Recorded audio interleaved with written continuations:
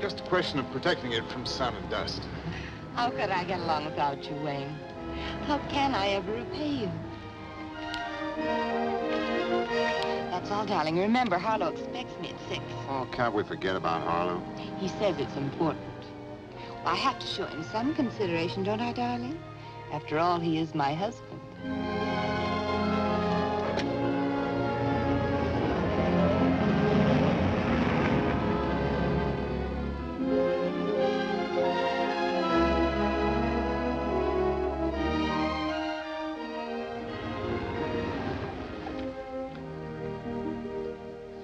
Harlow, Hmm? does your wife drive a yellow convertible? Used to be my convertible. She's here, right on time. Quite a stunning woman, too. You're sure you don't want her back? I don't want her back. I'd like to have the convertible. It's a good car. That her? Yes, Dad. You two stay in the study. Keep your fingers crossed. I'll yell if I need you.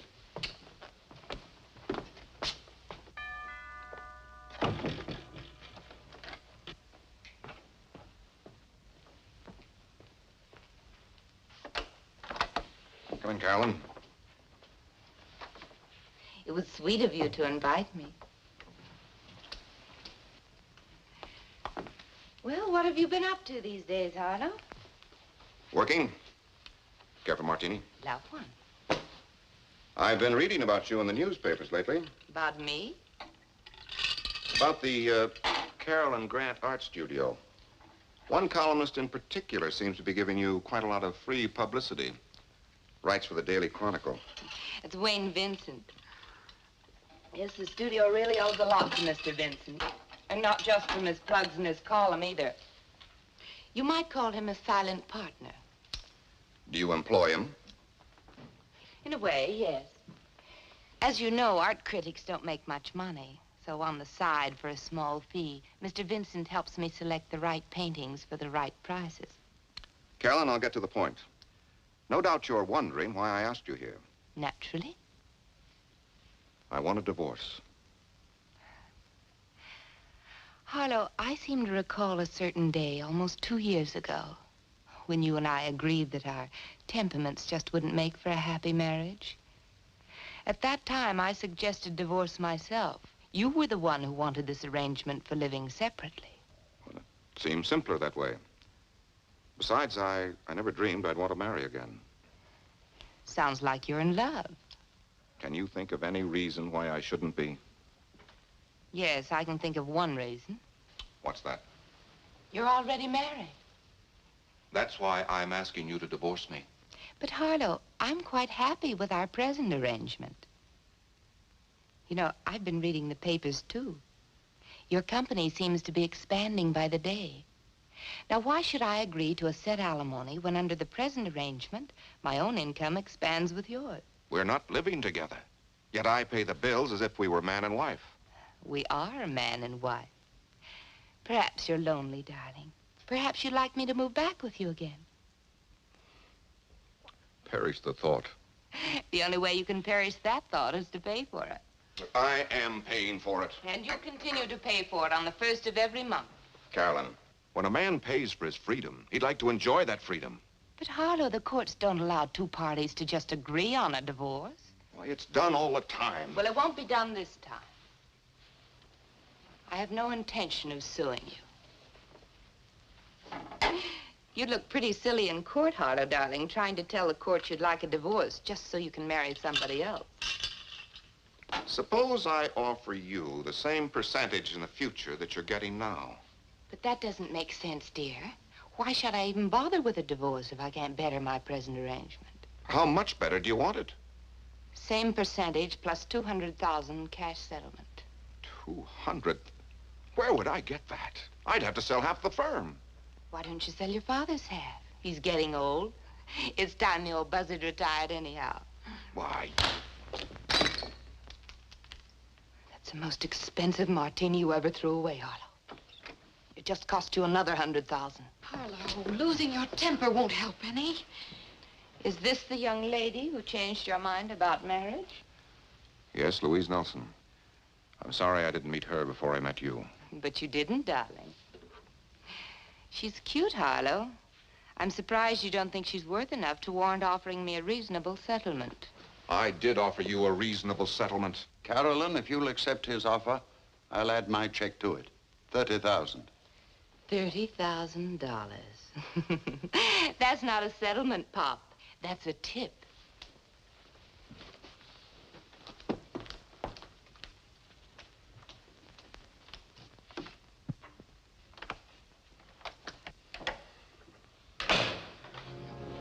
Harlow, things could be a lot worse.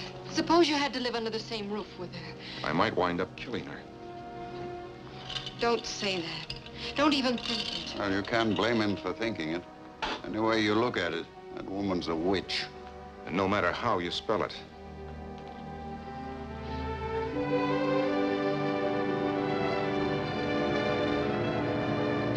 Good morning, Miss Allen. Hi, Otto. I forgot my key again this morning. Will you let me in, please? Oh, sure thing. You don't have to worry about your key as long as I've got mine. I guess in the future I better wear it on a chain around my neck. There you are, Miss Allen. Thank you.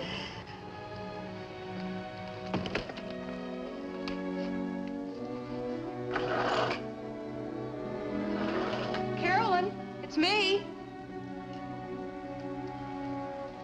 What in the world are you doing here this morning? It's your day off. I was anxious to see what you brought back from the auction. They're on the divan.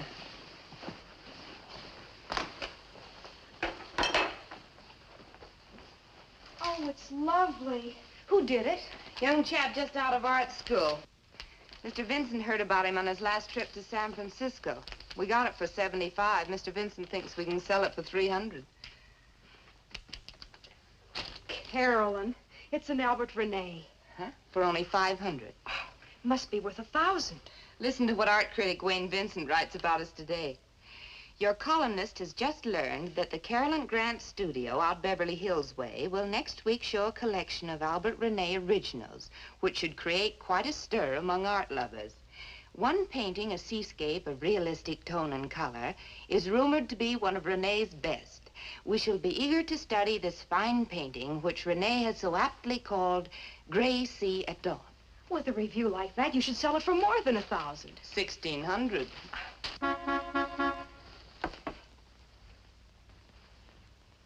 I thought it might be Dick. I told him he could pick me up any time after 9. I'm anxious to meet him, Betty. Where's he taking you? The beach? Newport. He bought a new boat. And you bought a yachting cap for $1.98. Does it look so cheap? Well, honey, I'm afraid you just wouldn't create any fashion news on the yacht club veranda. Dick's not taking me to any yacht club. He keeps his boat right where he works at Bailey's Boatyard. He says it's not much of a boat. What difference does it make? If it's only a rowboat, he's still the man in your life, and you should dress for him. Why don't you run upstairs and see if you can't find something? Try that outfit I was supposed to wear at the Pacific Yacht Club party. It's more your size than mine anyhow. Oh, Carolyn, you're an angel. If Dick shows up while I'm changing, will you keep him entertained for me? I'll try my best.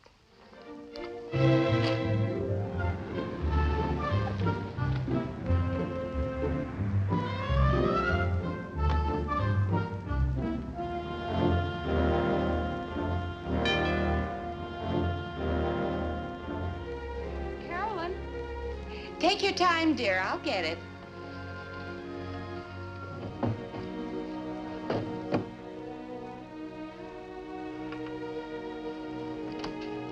Come in. Oh, hello. I'm Dick Sawyer. Betty said I could pick her up any time after 9. Come in, make yourself comfortable. She'll be down in a few minutes. I'm Carolyn Grant. Won't you sit down? Glad to meet you, Mrs. Grant. The name's Carolyn. Can I get you something to drink? Oh, nothing, thanks. Betty tells me you bought a new boat. What kind of a yacht is it? Sail or power? Well, in the first place, you can hardly call it a yacht. The guy I bought it from's a fisherman. It's a 30-footer. Needs work, but the engine's in good shape. Does it have a cabin? Sure. A couple of bunks, head, galley. In fact, as soon as my rent's up, I'll start living aboard. What does your prospective wife think about living aboard a boat?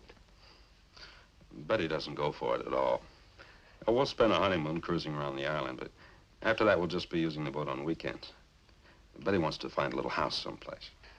So marriage strands the sailor on the beach. Well, I'm not the first sailor to get himself beached. Betty's a wonderful girl. I'm happy for you both. Let's talk about the boat some more. Is there any chance you might take a lonely girl for a sail someday? Sure. Why don't you drive down the harbor with Betty sometime? With Betty? I'd feel like an intruder. There's an old saying, you know, two's company and three's a crowd. Maybe when I'm going down to Laguna one day, I could stop by Newport for a few minutes, just to look the boat over. Oh, sure. Captain Sawyer?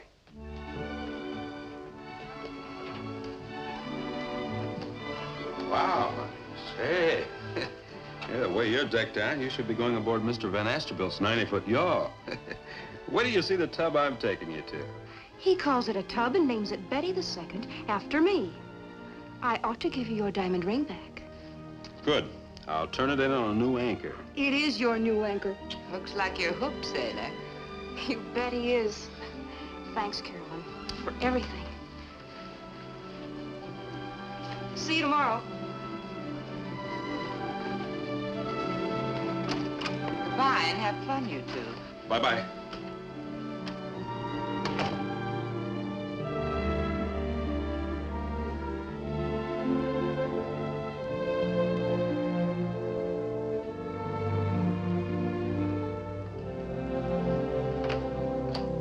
Come on in, honey. Be with you in a minute. Be thinking about where you'd like to have lunch. Almost any place is fine, dear. Tell me, what did your attorney have to say? Nothing we don't know already. Carolyn's price for divorce is blackmail. Robbery, call it whatever you like. It's legal when a woman calls it alimony. How about you divorcing her? No grounds. The best solution so far has come from Dad. What was that? He's offered to pay Carolyn's price himself. $300,000. How could he? By following Carolyn's suggestion, selling his interest in the company. Oh, Harlow, that company's been his whole life. You couldn't accept a sacrifice like that from him. I know I couldn't. Thanks, honey. I was hoping you'd say that. We'll think of something. I don't know what, but something. I'm going to see her attorney this afternoon.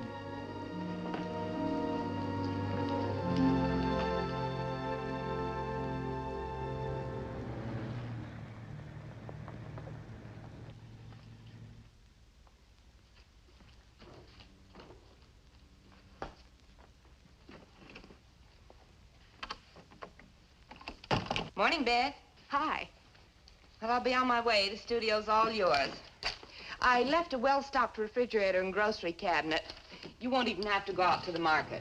You want me to stay here? Well, of course. Have you forgotten? This is my day to scout paintings with Mr. Vincent in Laguna. Oh, no. I thought you were going next week. Must I really stay? Well, do you mean you can't? Well, I told Dick I'd drive to Newport this afternoon when I finished work.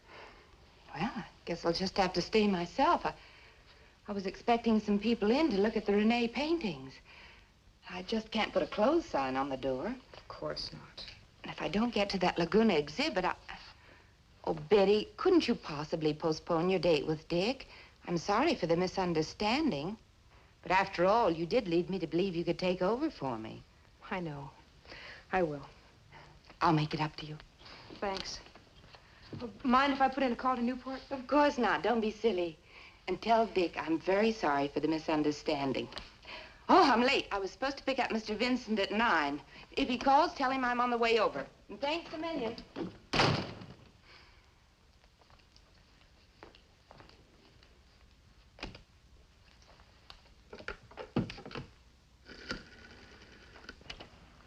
Well, it's sure tough, hon, but what can we do about it?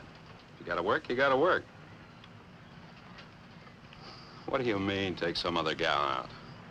Oh, I might take the boat out for a few hours, maybe fish a little. But if I go, I'll go alone. What's that?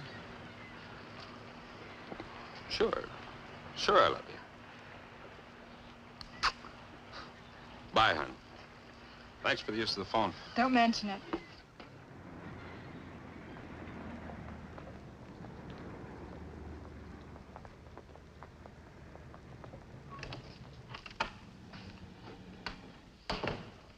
Hi, Mr. Vincent. Morning, Betty. Isn't your boss on the job yet? Why, she left here at least a half hour ago. Left for where? For your place. She thought you'd be waiting for her. Well, there seems to be a bit of a mix-up. Do you mind telling me why she thought I'd be waiting for her? Well, for the lagoon exhibit. But that's next week. That's what I thought myself. Oh, I hope you're right. Are you sure? Of course. As a matter of fact, I should be flying to San Francisco. If something unexpected hadn't turned up, I'd be on the plane right now. Must have slipped Carolyn's mind. Guess she got mixed up on her dates. Oh, I think she'll realize that when she finds I'm not there. If she left half an hour ago, she should be back in a few minutes. Will you wait for her, Mr. Vincent? She's expecting some people in to see the new paintings. I'll wait. Thanks a lot.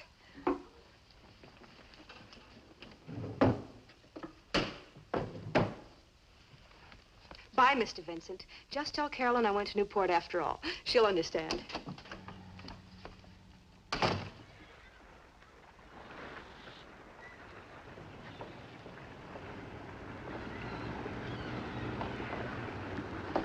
Hello. Where can I find Mr. Sawyer? Dick, he's on his boat. Betty the second. Dick, someone to see you. Thank you. Oh, hello there. Hi, Skipper. Mind if I inspect your ship? Glad to see you, Mrs. Grant. The name's Carolyn, unless you're mad at me. Oh, why should I be mad? Because I made Betty work today. Well, work's work. I was passing on my way to Laguna and thought maybe you'd show me your new boat. Sure thing. You might find it kind of messy. I wasn't expecting visitors. All looks very neat to me. Like me to show you around? Do you mind? Not at all. The engine's a Grayson Marine Master. I'd much rather have one of those new baby diesels, but beggars can't be choosers. A lot of special equipment came with it. Automatic pilot, ship-to-shore phone, even a new pump in the live bait tank. Oh, what are those long poles? Outriggers. They keep your lines from fouling when you troll. Troll? I guess I'm pretty stupid, Dick. I don't know what that means either. Well, you run your fish lines out over the end of the poles, and swing the poles out to each side of the boat, and then throttle down to slow speed, keep chugging along, you catch a fish. I hear there's a big run of albacore outside the harbor right now. I'm going out and see if I can't catch a few. Oh, I'm sorry that I'm keeping you from fishing. I'm in no hurry. Anybody going with you? Well, Betty was. Until I was mean enough to make her work. Would I be even meaner if I replaced Betty on this fishing jaunt? How long do you expect to be out? Oh, a few hours, I guess. Mind if I go along? Well, not if you don't mind getting salt spray all over your clothes. There's quite a chop in the channel today. I don't mind, not if you'll teach me how to catch albacore. When do we start? It's as easy as this.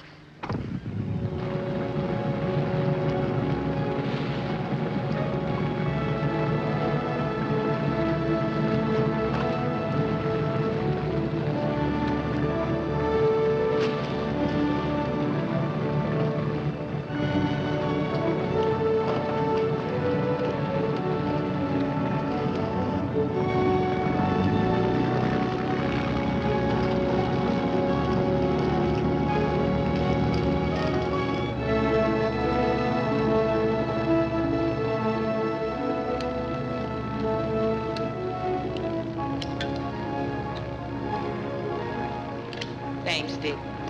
You're welcome.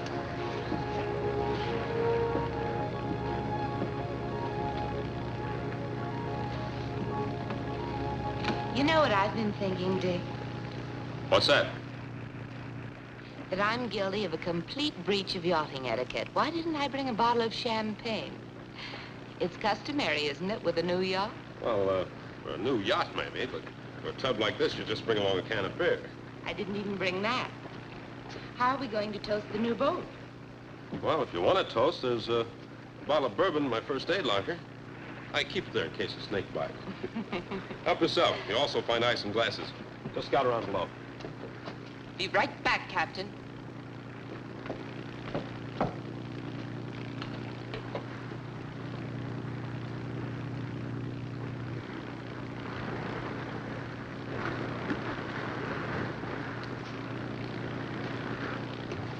Find everything you need down there? Everything but the ice.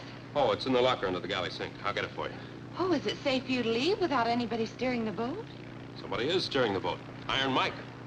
Now, don't look so puzzled. Iron Mike's an automatic pilot. Can hold a course as well as any helmsman. It's amazing. How far can this mechanical captain take it? Well, we either hit something or run out of gas. How do you like the boat so far?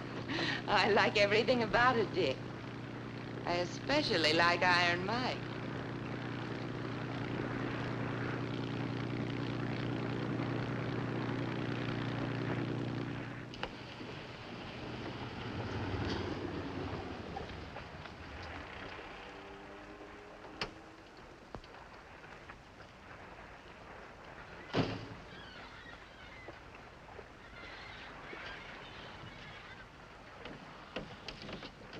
Virginia?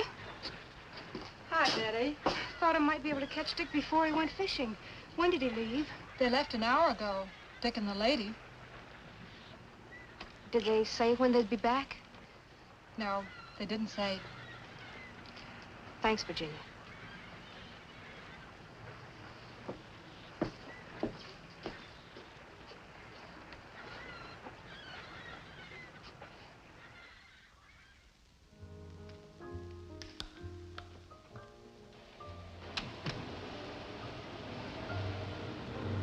I'll park it, lady.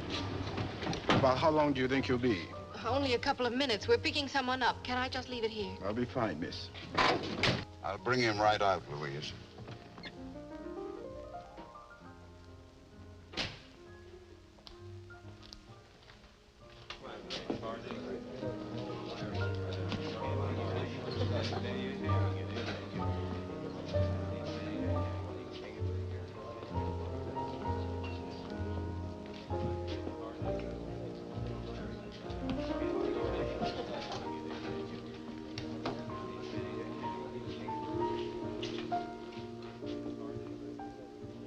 Dad, We've been looking all over town for you.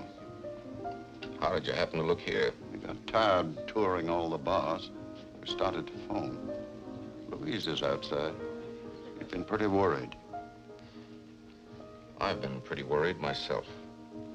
Let's be sensible, boy. You can't solve your problem with that stuff.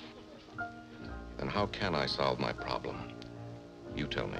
Yes, sir. What'll it be? Oh, thank you. We're leaving.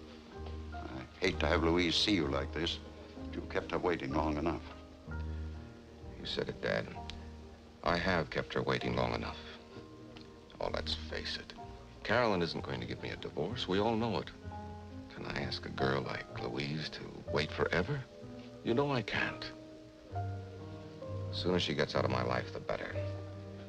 For her, I mean. Did you see Carolyn's attorney? Why do you think I'm sitting on this bar stool? Was Carolyn there, too? Out of town. Maybe it's a good thing she wasn't there. I might have kicked her teeth in. What did her attorney say? Same thing. Divorce on Carolyn's terms or no divorce at all. First thing in the morning, I'm going to hire private detectives to watch her day and night. We'll get something on that woman, even if we have to frame it ourselves. Now finish your drink and let's go. I'm not going. Why not? I'm going to sit right here and drink myself blotto. Where's your car? The parking lot. No one will steal it. I locked it. I'm not afraid of anyone stealing it. I'm worried about you driving it. Give me your keys. Dad, I know what I'm doing. Do you? I wonder.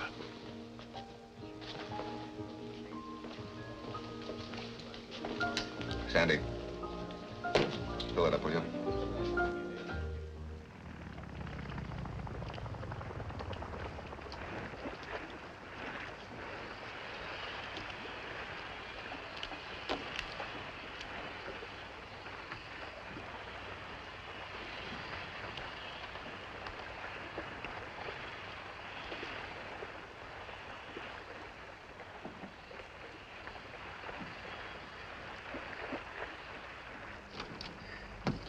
Thanks, Dick. It was wonderful. Glad you enjoyed it.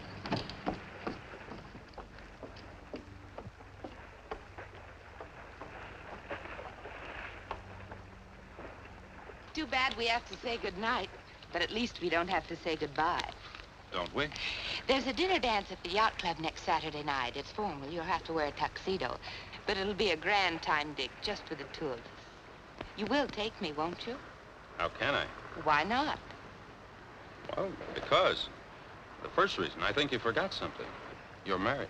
Harlow? Oh, don't be silly, darling. I can forget Harlow. But I can't forget Betty. That's reason number 2. Is there a third reason? I don't own a tuxedo. When a guy like me buys a boat, there just isn't any money left for one of those yacht club waiters. I'll buy you one. There's a men's tailor right in my court. Are you kidding? You think I'd let a woman buy me a suit of clothes? Why not, if she has the money and if it pleases her to buy you a present? Wouldn't please me, and I don't think it'd please Betty either. Well, does she have to know? Carolyn, let's get something straight. I gave a ring to a gal named Betty Allen. I gave it to her for keeps. Well, I'm afraid she'll give it right back to you, darling, when she finds you invited me on the little rendezvous on your boat today. Now, wait a minute, Carolyn. Let's get something else straight. I didn't invite you on that boat today. You invited yourself. That's not what I'd tell Betty. Oh? What would you tell her? Oh, I'm sure I could invent quite a shocking incident if I had to, darling. You mean you'd tell her a batch of lies? Well, only if you forced me to. Only if we don't have our date. I don't seem to get this. Are you trying to blackmail me? Oh, that's a nasty word, darling. I must ask you to apologize, and then you can kiss me goodnight. Oh, Dick. Betty said to give you this whenever you and Mrs. Grant got back.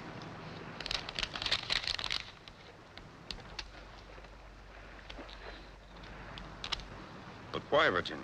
She knew I was going fishing. She waited till after sundown. Maybe she thought you and Mrs. Grant were gone a little too long for just fishing. See you in the morning, Dick. Just a ring. No message. If you want a woman's opinion, the ring is message enough. Now I'm really in a jam. Look, Carolyn, will you help me straighten this thing out with Betty? Of course I will. If what? If you don't forget about our date Saturday night. Will you pick me up about 7? Look, you must be kidding. How can I fix things up with Betty if I take you out? What's Betty gonna do on Saturday?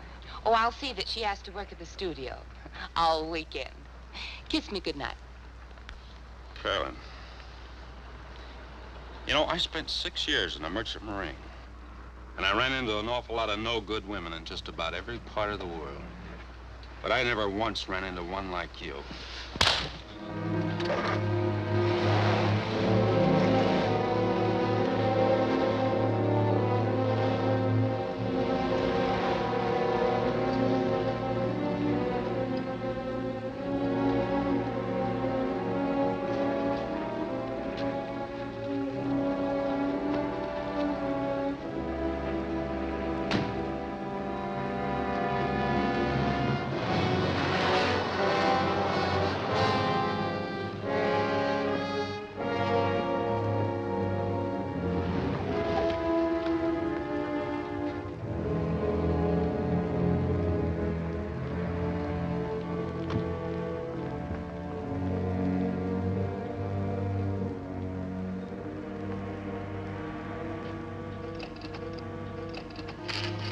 Hello. I was worried, darling. Where were you?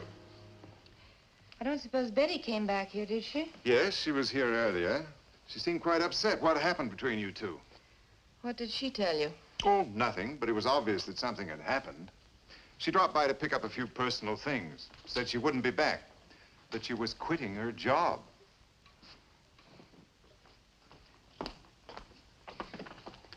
Wayne, if I can reach her, I'd like to talk to her privately. Why don't you run along? It's late. I'll call you tomorrow. She said earlier this morning that there'd been a bit of a mix-up about the art exhibit. Did you really drive all the way to Laguna, or where did you go? Wayne, I am well over 21, and you don't happen to be my husband. I see no reason why you should demand to know where I went. I wasn't demanding. I was just wondering. And speaking of where I was, where were you? I thought you had to fly to San Francisco today for the paper.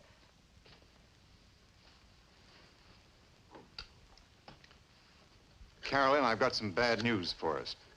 I won't be flying anywhere for the newspaper again. They found out about us.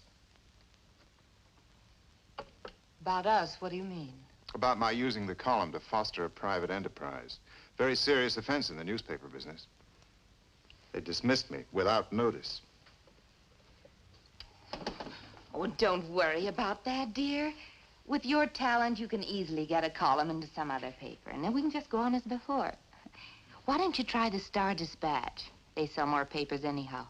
And if they sell more papers, we sell more paintings. No, you don't understand. I won't be able to write a column for any newspaper in the country, or any other type of publication for that matter.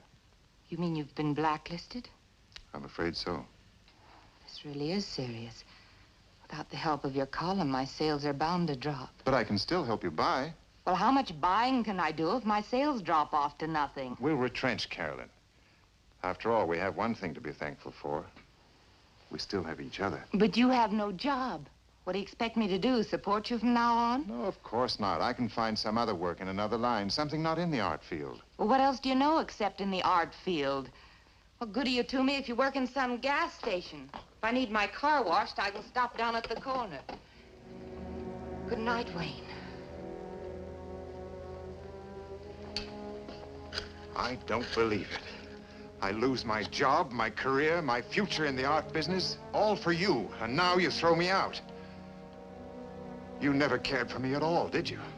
Let's not be silly, Wayne. If it's love I wanted, I'm still young enough. I don't have to settle for a man your age. Oh, don't be an old fool! I'm sorry.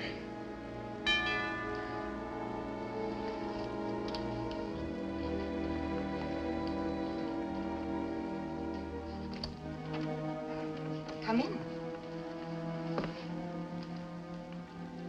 Could I speak to you alone, Mrs. Grant? Oh, yes, of course. Mr. Vincent was just leaving.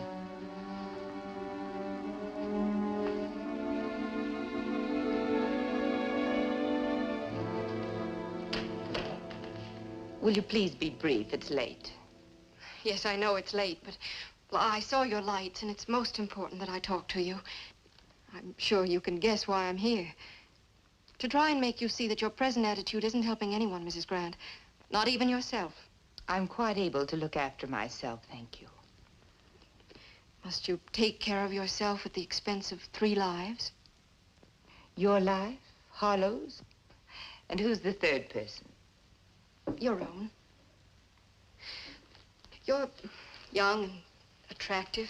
You have talent. Harlow's willing to make any kind of a reasonable settlement.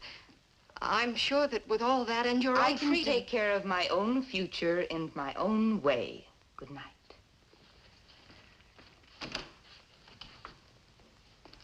You'll regret this, Mrs. Grant. Am I to take that as a threat? Take it any way you like.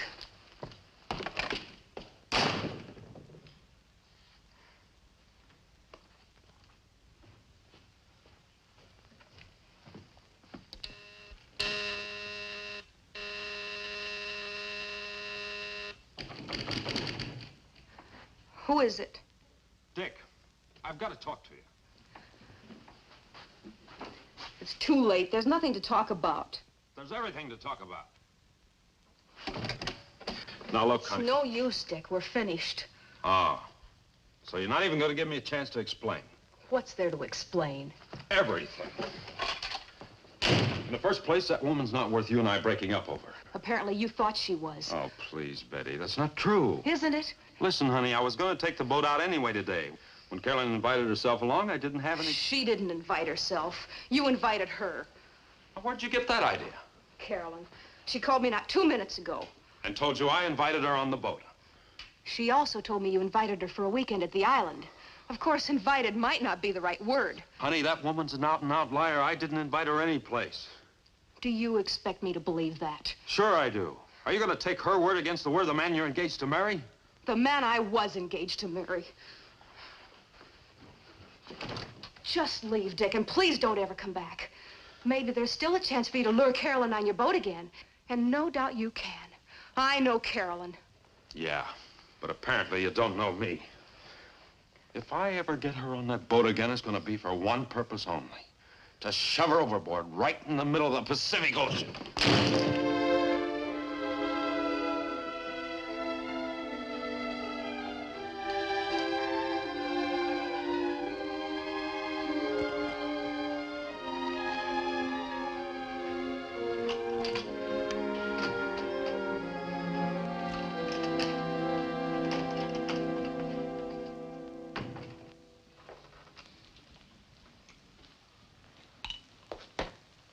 I can sympathize with you, Mr. Grant, but I can't give you another drink. Look, it's after 2 in the morning. I've got to close up. Okay, okay. Shall I call a cab, sir? I'm gonna walk. If I'm able. You won't try to drive, will you, sir? I can't drive. Boy, did I get plastered tonight. I can't say as I blame you, Mr. Grant. That wife of yours is half the louse you say she is. It's enough to make a man want to... You're absolutely right. With a dull knife. Don't do it, Mr. Grant. No woman is worth a man going to the gas chamber for. I'm not so sure about that. This one might be worth it. Good night, Sam.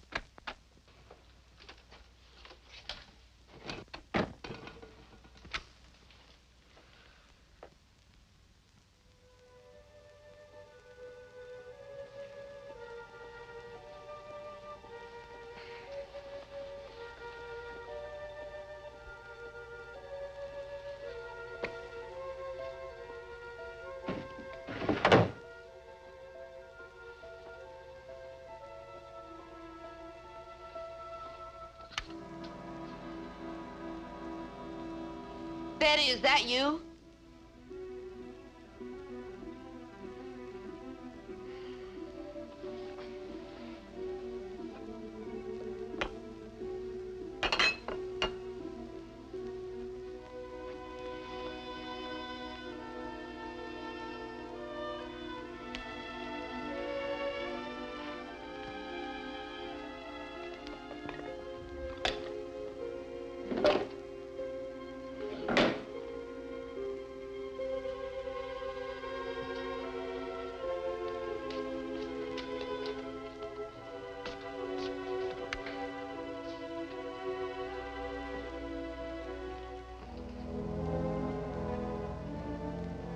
Oh, don't.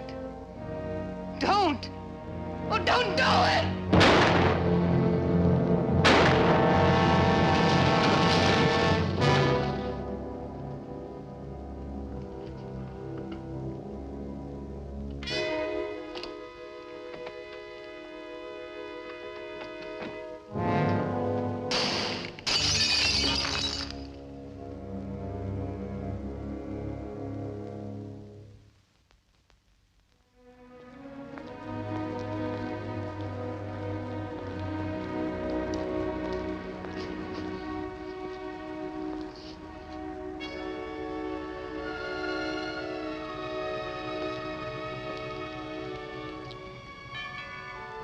Mrs. Grant! Mrs. Grant! It's Otto!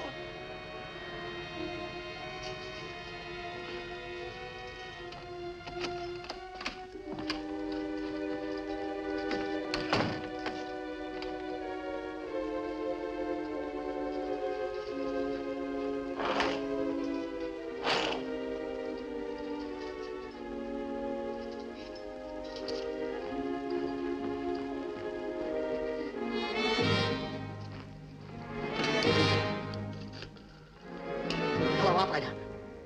How do I get an ambulance? Yes, it's an emergency.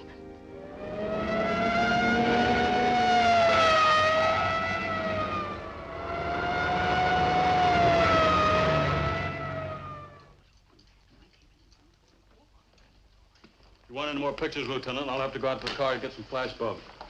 That's all right, we're covered. That'll be it, boys.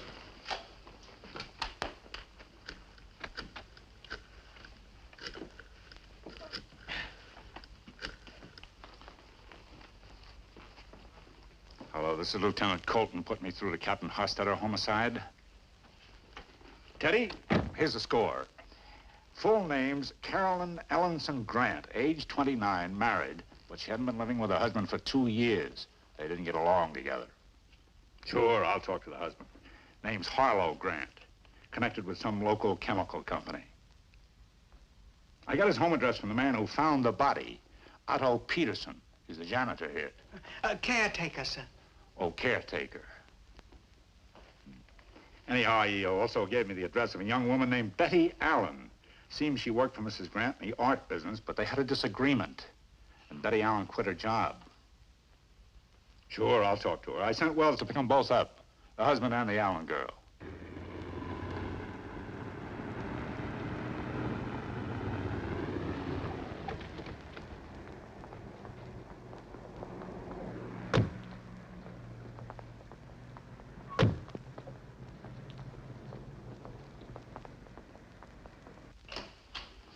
Wells just coming in. I'll call you back. Miss Allen, Mr. Grant, this is Lieutenant Colton. The sergeant says that she was murdered. But you don't think it was a burglar. A burglar doesn't leave a handbag with $500 in it. To say nothing of the jewelry on the dresser upstairs and all this art down here. Then who do you suspect? We were hoping that you could help us. I don't think I can. What about you, Miss Allen? I'm afraid I can't help either. When did you last see Carolyn Grant?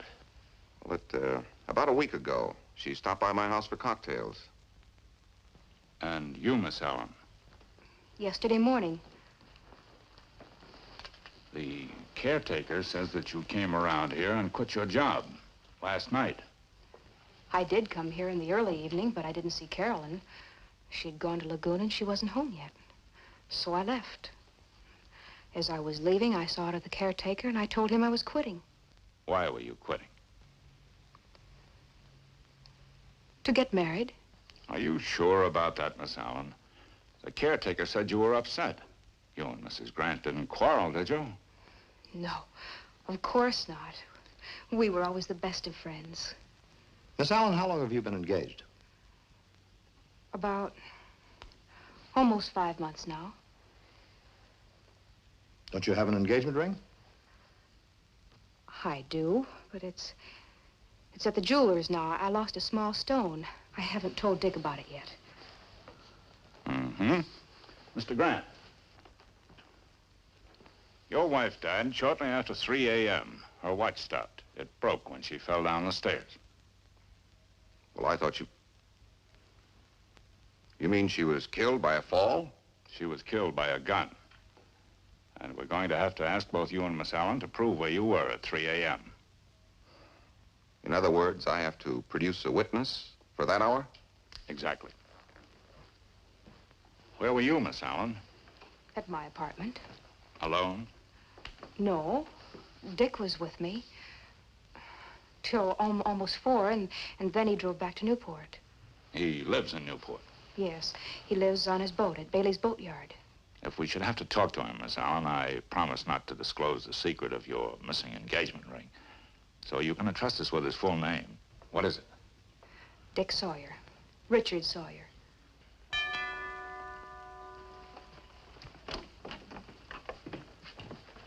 I'm Wayne Vincent. I've been a friend of Mrs. Grant's for quite some time. This is quite a shock. I stopped by to see if she'd have breakfast with me, and I saw the police cars outside. The caretaker told me what had happened. When was the last time you saw Mrs. Grant? Last night. Where? Right here in this room. What time, Mr. Vincent? Well, it was past 12 because I didn't get home until after 1. Did Mrs. Grant seem nervous, worried, upset about anything? Yes, she seemed quite upset. Upset about what? Well, I don't know unless... Unless? A young woman came calling on Mrs. Grant just as I was leaving. Do you know who she was? Yes. Carolyn pointed her out to me one night in a cafe. Her name is Louise Nelson. She told me that Harlow Grant and Louise were keeping company. And where can we find Louise Nelson? 914 Longwood Avenue. All right, Sergeant.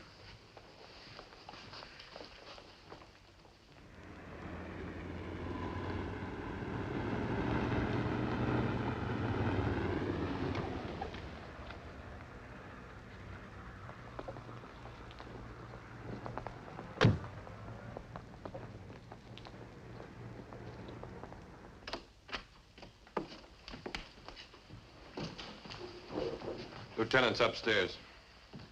We'll talk to you in a few minutes, Miss Nelson.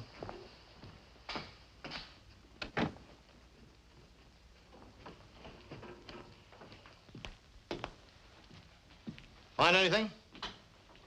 I wish I could. Did you find that Nelson girl? Yeah, she's downstairs. And guess why she came calling on Carolyn Grant last night? It seems that Louise Nelson and Harlow Grant have been wanting to get married. But Mrs. Grant wouldn't go for the divorce, except on her terms. What terms? Half of Grant's income plus $300,000 cash. He couldn't pay it? He wouldn't if he could. Let's talk to her.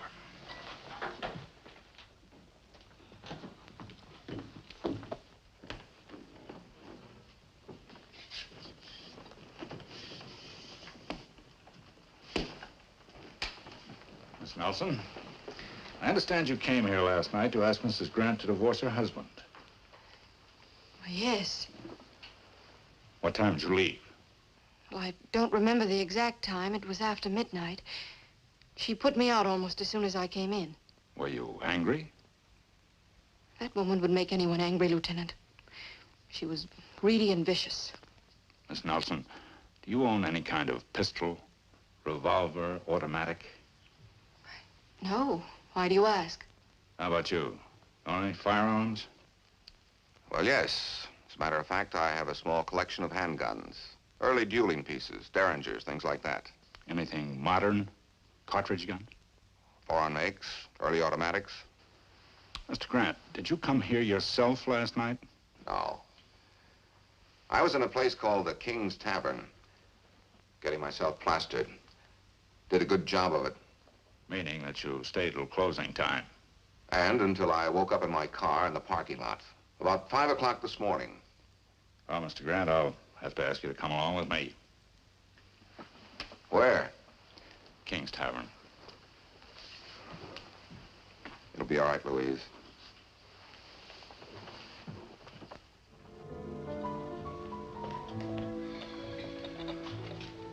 I can use this. Thanks a lot, Sandy. All right, Mr. Grant, my pleasure. Mr. Grant says he left after you closed up. After that, he went out to the parking lot, fell asleep in his car till 5 in the morning. Can you verify that? Well, I can verify he left here a little after 2. As for the parking lot, how would I know? I leave right after I lock up. How about the parking attendant? Oh, he goes home as soon as we close. Look, Lieutenant, I was in no condition to drive when I left here last night. So I went out in the car and slept it off. But nobody saw you between the hours of 2 and 5. What kind of a mood was he in?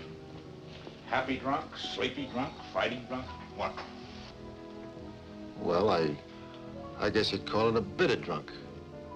Seems this wife of his, this Carolyn Grant, she wouldn't give him a divorce. Now, wait a minute. How do you know that? Well, you spent half the night bending my ear about it, Mr. Grant. Boy, I must have been drunk. I don't remember. Do you, by any chance, remember driving over to Carolyn Grant's studio at 3 a.m.?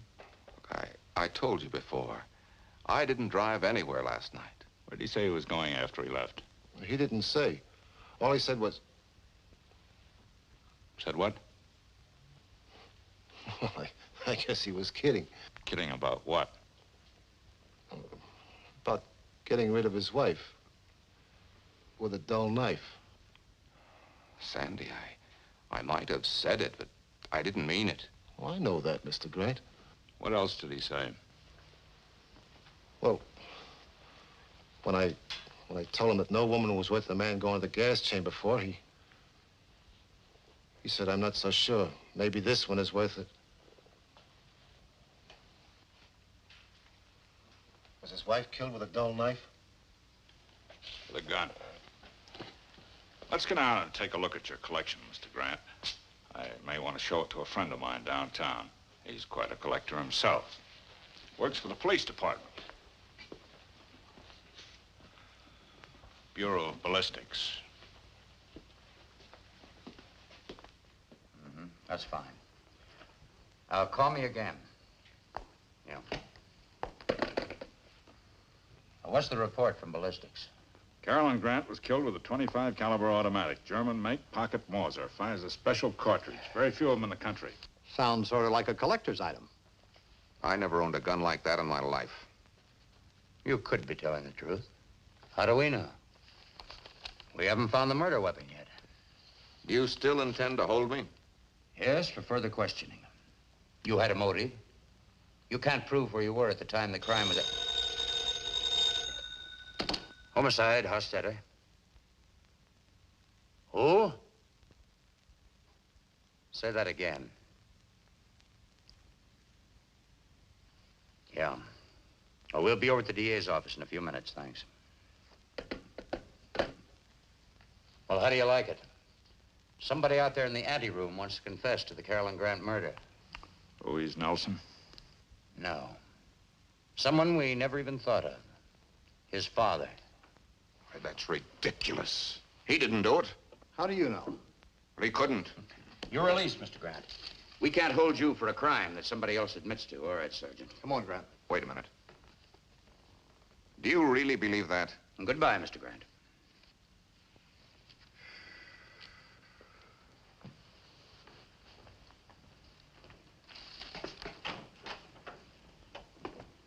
Do you believe it?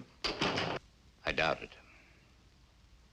But maybe if we give Harlow Grant enough rope, he'll hang himself. Let's go to the DA's office.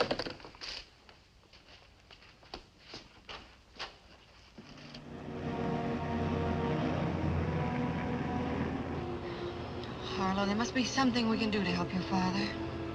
Maybe there is. Do you think we can get into Carolyn's studio? I don't know why not. The place is legally yours now.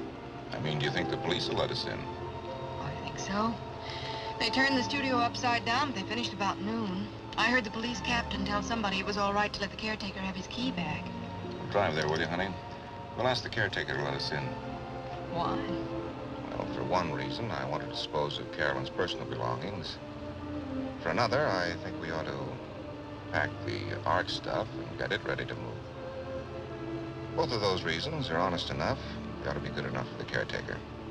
What's your real reason for wanting to go there? Blind hope. I found you another box, Mr. Grant. Thanks, Otto. I don't think we'll need it. We've packed all the art goods, and I'll put Mrs. Grant's clothing in her luggage. Otto, who else had a key to this door? I mean, other than Mrs. Grant. Well, me, of course. And then there was Betty Allen. She worked for Mrs. Grant. But she quit her job over the weekend. Didn't she turn in her key? Not to me, she didn't. Well, does anybody else have a key? Not that I know of. Well, what about Mrs. Grant's business partner? Didn't he have a key? Oh, Mr. Vincent? No. Mrs. Grant always let him in. Or Betty Allen. He only came around when they were here. Where can I find Betty Allen now? Where did she live, you mean? I don't know. She had an apartment on the same street with Mr. Vincent. He used to drive her home sometimes, before she bought a car. Maybe I can get her address from Mr. Vincent. Do you know where he lives? Yes, the Las Flores Apartments on the corner of Highland and Holly Terrace. Thanks, Otto. We'll call you if we need anything further. Always glad to be of any help. You know, my blind hope gets better every minute. Honey, run up in Carolyn's room and close the door. What for, dear? Never mind, run along.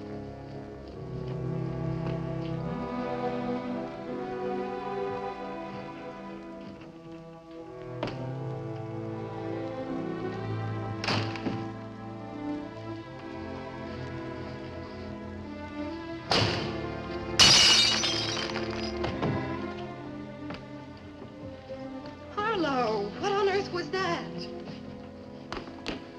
If you break a window, if you shatter a pane of glass in the dead of night, it makes a noise. Now, even if Carolyn were asleep, that noise would awaken her with a start. Now, she had an extension telephone by her bed. Why didn't she use that phone to call the police? I don't know. Why didn't she? Because when that window was broken, she was already dead. And the person who broke that window wanted the police to believe that that was the way they got in. Actually, she got in with a key. She? Betty Allen had a key. What was her motive? She said she and Carolyn parted the best of friends. She might have been lying. But she also had an alibi. She was with her boyfriend at the time of the murder. She might have been lying about that, too. She said her boyfriend lived on his boat in Newport. No sense in wasting a drive if neither of them happen to be there. Operator, I'd like some information on a number in Newport. Bailey's boatyard. Dick Sawyer? No, his station wagon's not here. I think he had to drive to town. Do you happen to know if a Miss Betty Allen is with him? Betty? Oh, no. She wouldn't be with Dick, not anymore. They broke up. They what? Well, when did that happen? Carolyn and Betty Allen did have a fight. And guess why? No, no, thank you. No message. Carolyn busted up Betty Allen's engagement to Dick Sawyer. I thought this Allen girl told the police that she and Carolyn got along fine. Oh, she lied. I wonder who she's covering up for, herself or her boyfriend. I'll ask Wayne Vincent where she lives. I'll go with you. No, no, honey. If Betty Allen does have a .25 automatic in her hand, I don't want you with me. I'll borrow your car. You run upstairs and finish that packing. I wish you wouldn't go alone. Can't you call the police? No, I've got a hunch I'll do better if I just walk in on her.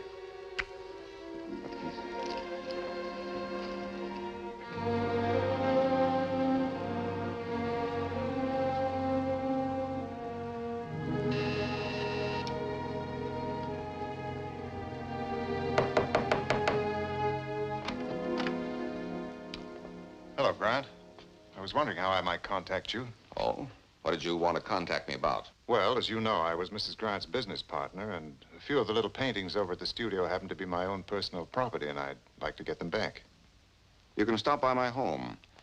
I'll give you a card with my address. I've had all of Carolyn's art objects wrapped and stacked for the movers.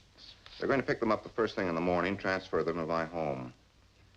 Here's the address. You can pick them up anytime after 10. Thanks. Now, I'd like to ask you for an address.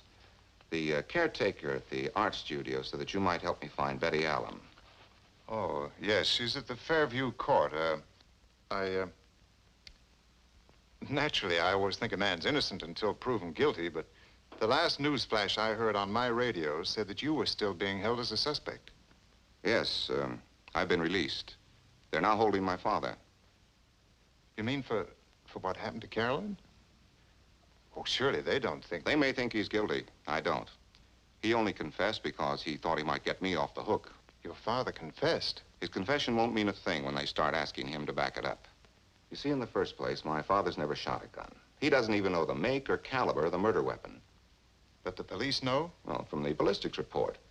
They'll ask him where he got the gun, what the caliber was, what he did with the gun after he shot Carolyn. Dad doesn't know enough about guns to make his confession stick for even a day.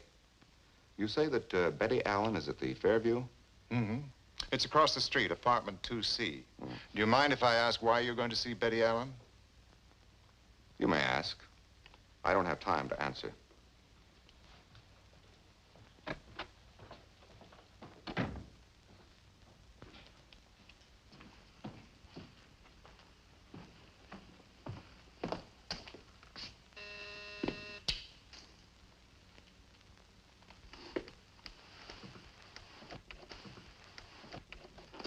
Oh, may I please see you for a moment, Miss Allen?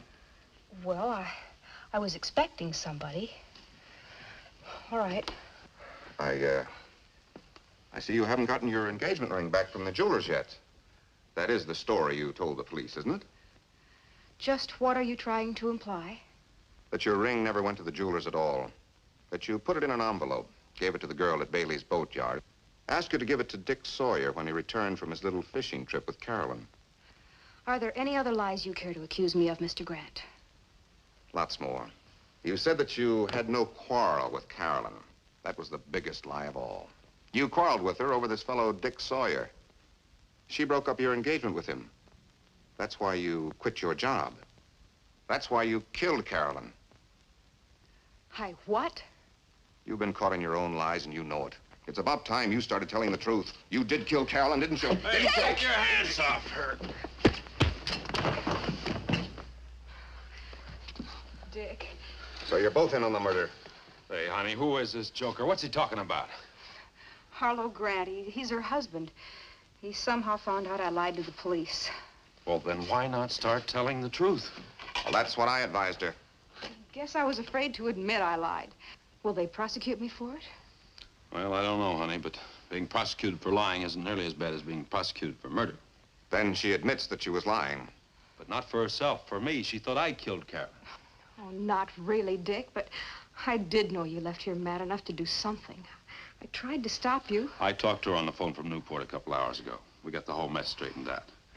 And I can prove that I was back in Newport before 3 a.m. Then if neither of you killed Carolyn, who did? Well, how do we know? Do you by chance know if any of Carolyn's friends or enemies owned a .25 automatic? Do you mean one of those little German guns? Or a Mauser? What makes you think I meant a Mauser? I guess because the only automatic pistol I ever saw happened to be a Mauser. Wayne Vincent gave one to Carolyn for a present. Then Carolyn could have been killed with her own gun. Did she give it to anyone, loan it? I don't think so. It was still there yesterday when I cleaned up the desk. She kept it in the desk. In the top middle drawer. Did you tell the police that Carolyn owned a .25 automatic? They didn't ask me if Carolyn owned a gun. They only asked if I owned one, and I don't.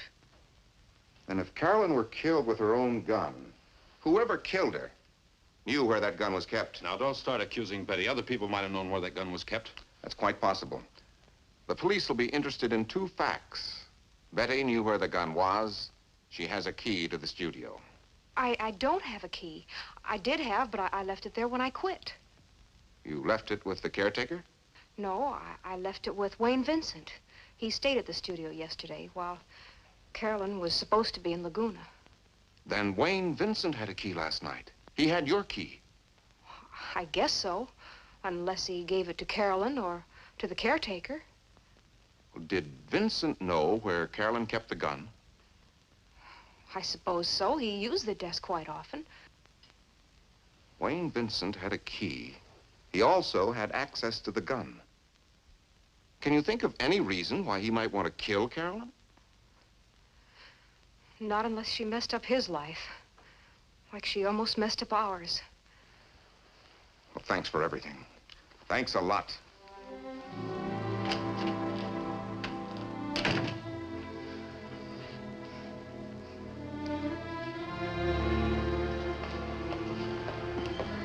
Good day, Miss Seeger. Good night, Otto. See you tomorrow.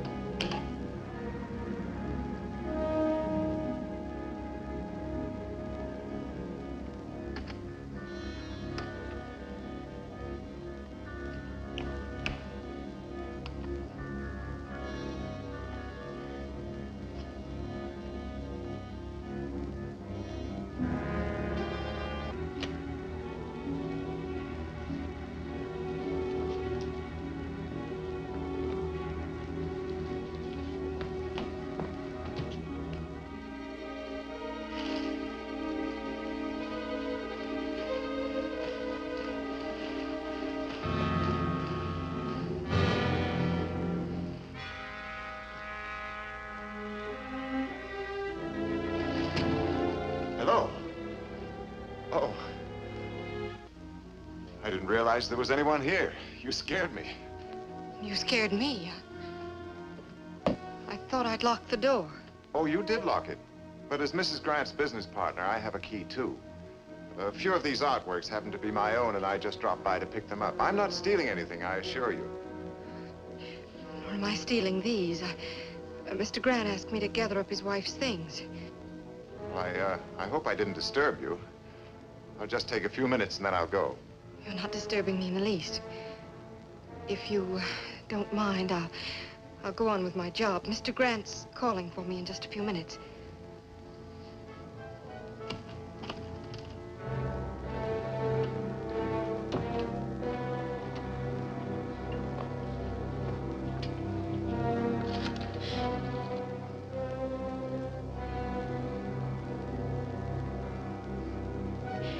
Hello? Hello, operator. Would you get me the police department, please? This might be an emergency. Hello? out. Right away, please. Hello? Hello? Yes, homicide office. Hello? Hello? Hello, operator? Operator!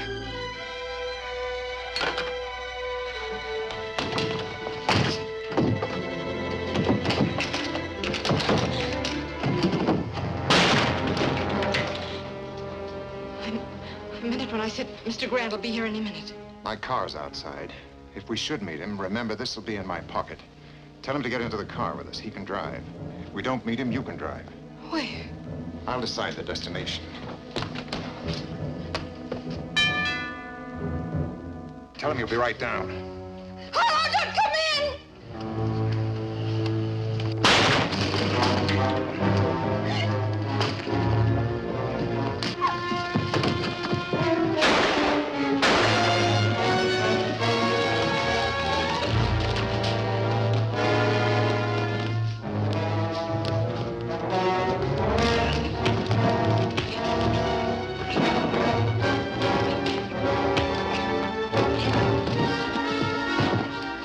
Don't!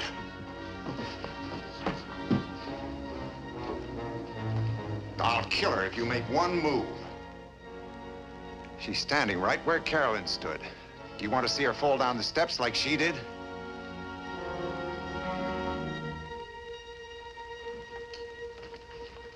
Drop it.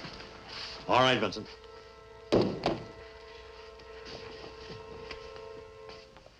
Well, look what Santa Claus brought us. Exhibit A. He took that gun out of his pocket and hid it in one of the packing cases. I was on the balcony. He didn't see me. He put the gun in one of the boxes because I was dumb enough to tell him that the boxes were being delivered to my house. Why? Because he knew that the Grant family was already in hot water. And planting the gun on the Grants would drown them. You fellas sure got here at the right time. A guardian angel must have sent you. Your guardian angel goes under the name of Captain Hostetter. He's had us tailing you ever since you were released. You follow us down to headquarters. Yeah, I'll be with you in a minute.